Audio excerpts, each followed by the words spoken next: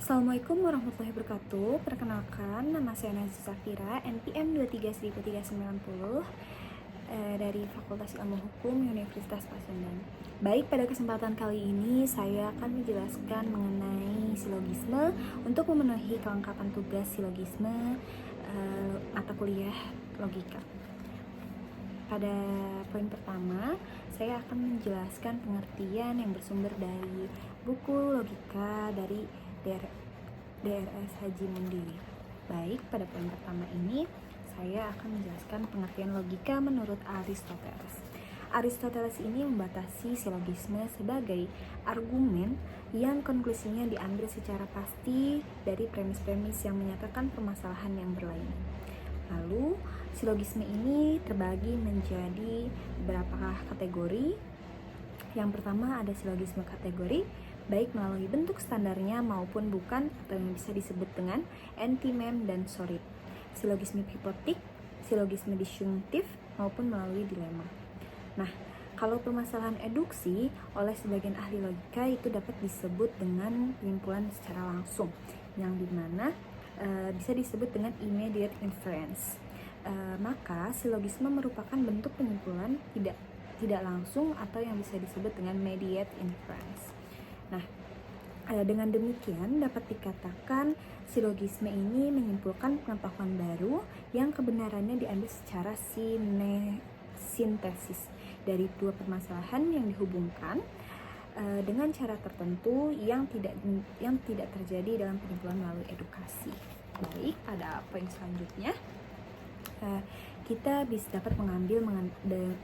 dapat mengambil dasar kesimpulan yang bisa dimaksud.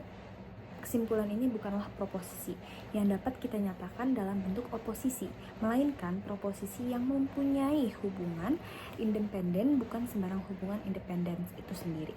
Nah, melainkan mempunyai term persamaan dua permasalahan dapat kita tarik daripada konklusi manakala mempunyai term yang menghubungkan keduanya. Nah, term ini adalah mata rantai yang memungkinkan kita mengambil sintesis dari permasalahan yang ada. Nah, tanpa term persamaan ini, maka konklusi itu tidak dapat kita tarik. Lalu, silogisme juga dapat dikategorikan atau dijelaskan sebagai silogisme kategorik itu adalah silogisme yang mempunyai proposisinya merupakan proposisi kategorik itu sendiri. Nah, dalam silogisme kategorik ini, demi lahirnya konklusi, maka pangkalan umum tempat kita berpijak harus merupakan proposisi universal, yang dimana pangkalan khusus tidak berarti bahwa proposisinya harus di partikular atau singular, tetapi bisa juga proposisi universal atau diletakkan di bawah aturan pangkalan pada umumnya. Nah, pangkalan khusus bisa menyatakan permasalahan yang berbeda dari pangkalan umumnya. Nah, tetapi bisa juga merupakan kenyataan yang lebih khusus daripada permasalahan umum. Dengan demikian, satu pangkalan umum dan satu pangkalan khusus dapat dihubungkan dengan berbagai cara. Tetapi hubungan itu harus diperhatikan kualitas dan kuantitasnya agar kita dapat mengambil konklusi yang valid. Nah, pada kesimpulannya, bahwasannya proposisi yang menjadi pangkalan umum dan pangkalan khusus disebut premis mukadimah, sedangkan proposisi yang dihasilkan dari sintesis kedua premisnya disebut kesimpulan konklusi. Nah, term ini menghubungkan kedua premis disebut term menengah, middle term, atau premis yang termnya menjadi subjek pada konklusi disebut premis minor, yang dimana premis yang termnya menjadi predikat pada konklusi disebut premis mayor. Lalu dikatakan demikian karena predikat hampir selalu lebih luas daripada subjeknya. Nah, selanjutnya pada premis kategoris ini, pada silogisme kategorik ini dapat dicontohkan melalui kode-kode serupa yang membantu kita dalam proses menemukan kesimpulan. Langkah pertama, tandailah terlebih dahulu term-term yang sama pada kedua premis tersebut dengan memberi garis bawah, kemudian tuliskan huruf M term lain pada premis mayor. Nah, pastilah P dan pada premis minor. Tentu S kemudian tulislah konklusi dengan menulis secara lengkap term S dan P untuk menentukan mana premis mayor. Tidaklah sukar karena ia boleh dikatakan selalu disebut pada awal penggunaan silogisme. Term penengah atau yang disebut dengan middle term, yang dimana tidak boleh kita sebut atau kita tulis dalam konklusi. Begitulah dasar dalam memperoleh konklusi. Namun demikian, kita perlu memperhatikan patokan-patokan lain agar dapat disimpulkan yang absah dan benar. Contohnya seperti semua tanaman membutuhkan air. Ini bisa disebut dengan premis mayor. Lalu bisa kita tandai dengan tanaman dengan huruf M, yaitu disebut dengan middle term. Karena apa middle term? Karena pada kalimat kedua yaitu ada akasi adalah tanaman. Kalimat ketiga, akasi membutuhkan air sebagai konklusi. Nah, premis minor ini menunjukkan adanya kembali kata-kata tanaman tersebut, sehingga pada kata tanaman bisa kita tandakan dengan huruf M yang atau bisa disebut dengan middle term itu sendiri. Membutuhkan air bisa kita sebut dengan predikat atau huruf P. Nah, akasia ini kalimat pertama yang muncul pada premis minor, sehingga kita dapat mengambil untuk kata-kata tersebut untuk konklusi. Karena akasia ini merupakan subjek dari premis minor dan dapat kita taruh di konklusi, sehingga dapat kita simpulkan bahwasanya semua tanaman membutuhkan air bisa kita tandakan dengan M di tanaman dan membutuhkan air di P atau predikat. Akasia adalah subjek dan tanaman adalah middle term. Akasia membutuhkan air. Itu bisa kita sebut dengan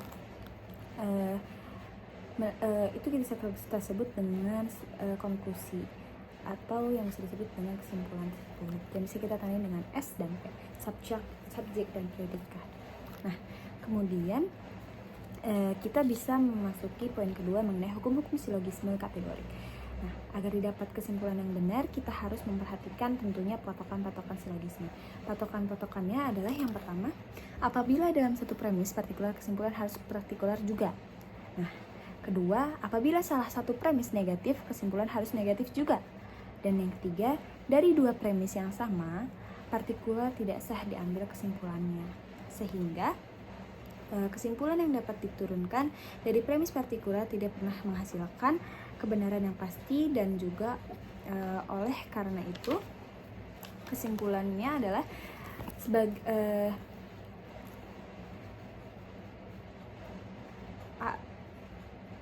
ada poin keempat juga mengenai dari dua premis yang sama-sama negatif, yang dimana tidak menghasilkan kesimpulan apapun karena tidak ada mata rantai yang menghubungkan kedua proses premisnya tersebut. Sehingga kesimpulan dapat diambil bila sedikitnya salah satu premis positif, kesimpulan juga dapat ditarik dari dua premis negatif adalah tidak sah. Lalu pada poin kelima, paling tidak salah satu dari term penengah harus terbentur atau mencakup, yang dimana dari dua premis yang term penengahnya tidak tersebar akan menghasilkan kesimpulan yang salah.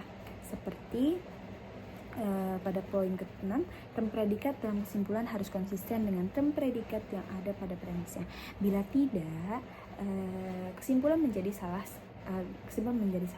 Dan poin ke-7, term penengah harus bermakna sama baik dalam premis mayor maupun premis minor. Bila term penengah bermakna ganda, kesimpulannya menjadi lain.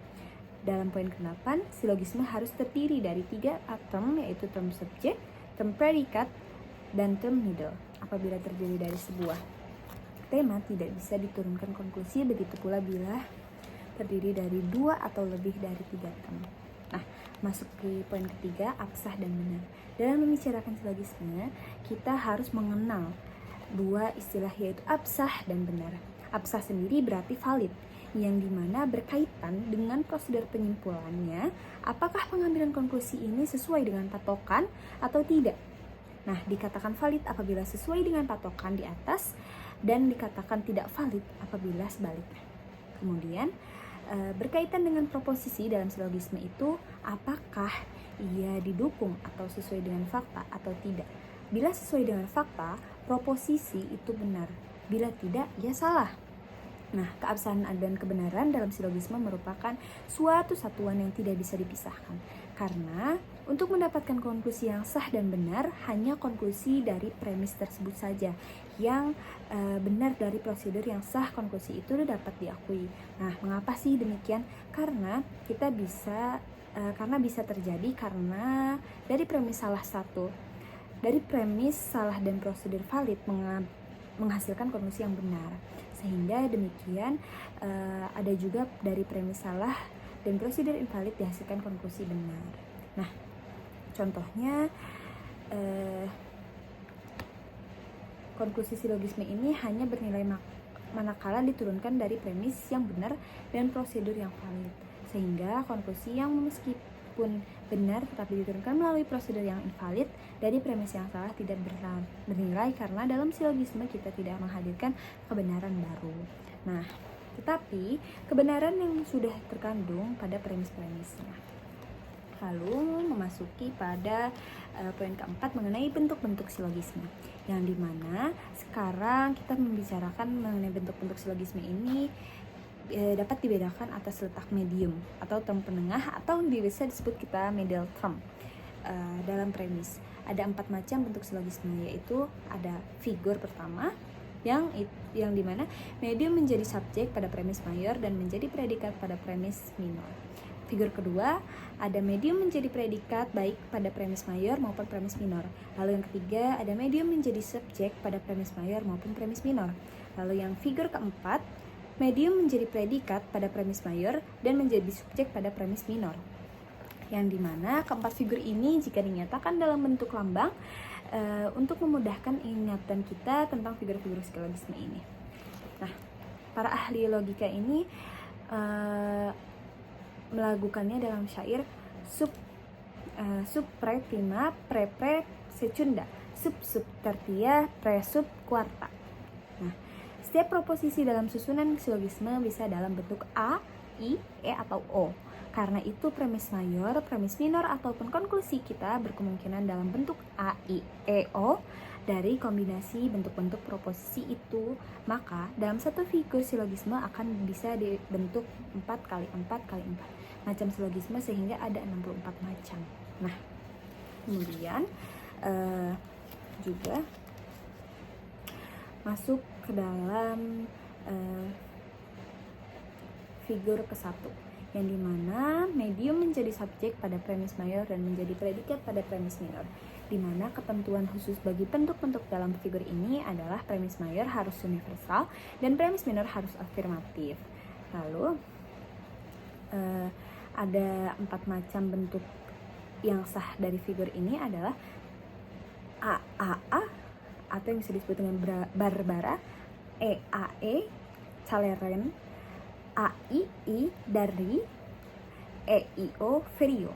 Nah, dalam figur kedua, medium menjadi predikat pada premis mayor dan premis minor. Ketentuan khusus bagi bentuk-bentuk dalam figur ini adalah premis mayor harus universal, premis minor kualitasnya harus berbeda dengan premis mayor. Sehingga dapat beberapa bentuk sah yang ada dalam figur ini, yaitu EAE atau bisa disebut cacare, AEE yang bisa disebut camestres, EIO atau yang bisa disebut dengan festino, AOO baroko. Yang dimana selanjutnya ada figur ketiga, yaitu mengenai medium menjadi subjek yang pada premis minor dan premis minor dipersatukan khususnya adalah premis minor harus afirmatif, sedangkan konklusi harus bersifat partikular. Yang dimana bentuk figurnya adalah yang pertama AAI, AII, IAI, disamis, EAO Velepton, AOAO Barcordo, EIO Verison. Jadi sebagian yang berkulit putih bukan pemakan daging. Mohon maaf. Dalam figur keempat ini kemudian medium menjadi predikat pada premis mayor dan menjadi subjek pada premis minor. Peraturan khususnya adalah bila premis mayor afirmatif maka premis minor harus universal. Kemudian apabila premis minor negatif maka premis mayor harus universal. Nah, bentuk sah dari figur ini adalah AAI atau bisa disebut dengan Bramantip, AEAE atau Chamanes, IAI Dimaris, EAO Vesapo, EIO Fresion. Yang dimana dapat kita lanjutkan pada silogisme yang tidak sah. Yang bisa disebutkan salah satunya adalah, contohnya, semua orang yang belajar banyak kurus sekali. Ia kurus sekali, jadi ia tentu banyak belajar. Nah, silogisme ini bukan bentuk baku, yang dimana pada poin kelima ini, silogisme bukan bentuk baku adalah silogisme kategorik yang telah kita bicarakan dalam bentuk standar, yakni silogisme yang terdiri dari 3 proposisi, 3 term, dan konklusi. Nah, selalu disebut sudah premisnya akan tetapi bentuk standar ini dalam pembicaraan sehari-hari jarang digunakan. Kelainan dari bentuk standar dapat diterapkan karena tidak menentukan letak konklusinya, atau di sana seolah-olah terdiri dari 3 term, atau hanya terdiri 2 premis tanpa konklusi, atau hanya terdapat 1 premis yang dan 1 konklusi tersebut. Nah, atau karena proposisi lebih dari 3. Nah, kemudian terdapat pengertian mengenai silogisme hipotek, yang dimana silogisme ini tidak mempunyai premis mayor maupun premis minor, karena kita ketahui premis mayor itu mengandung term predikat pada subjek konklusi, sedangkan premis minor itu mengandung term subjek predikat pada konklusi. Nah, pada silogisme hipotek ini, term konklusi adalah term yang memungkinkan dikandung oleh premis mayornya, mungkin bagian antecedent dan mungkin pula bagian transcendennya. Nah, lalu kemudian ada silogisme disjunktif, yang dimana silogisme disjunktif adalah silogisme yang premisnya mayornya keputusan disjunktif, sedangkan premis minornya keputusan kategorika yang mengakui atau mengingkari salah satu alternatif yang disebut oleh premis mayor, seperti halnya silogisme hipotek. Nah, kemudian dapat disimpulkan bahwa